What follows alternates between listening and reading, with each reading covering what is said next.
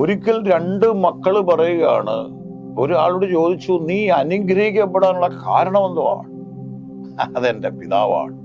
അതെന്താ? അദ്ദേഹം തികഞ്ഞൊരു മദ്യപാനിയായിരുന്നു. അതുകൊണ്ട് ആ തിന്മ അയാളിൽ നിന്ന് വന്നത്, അദ്ദേഹത്തിൽ നിന്ന് വന്നത് നന്മയിലേക്ക് പോകാൻ എനിക്ക് അവസരം വന്നു.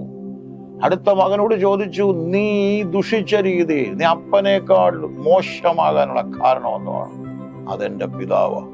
നിങ്ങൾ മനസ്സിലാക്കണം, ആ ദുഷ്ടത പിതാവിൽ നിന്ന് വന്നപ്പോൾ 2 മക്കൾ തിരഞ്ഞെടുത്ത 2 വഴിയാണ്. നീ ആരെ അനുകരിക്കണ്ട. പിതാവ് മദ്യപാനി അല്ലെ, ലോകപ്രകാരം നോക്കിയാൽ പലരും ആ കറക്റ്റ് കാര്യങ്ങളിൽ ആയിരിക്കത്തില്ല. അതുകൊണ്ട് നീ ചിന്തിക്കണ്ട, നീ നിന്റെ വഴി തിരഞ്ഞെടുത്തോണം, ആ നല്ല വഴി നീ തിരഞ്ഞെടുത്തോണം. 2 പേരുടെ അഭിപ്രായം വ്യത്യസ്തമായിരുന്നു പോലെ ആ സാഹചര്യങ്ങളുടെ നടുവിൽ നീ പറയണം, ആ സാഹചര്യം എന്നെ അനുഗ്രഹിച്ചു, ആ സാഹചര്യം നിലനിൽക്കാൻ എന്നെ സഹായിച്ചു.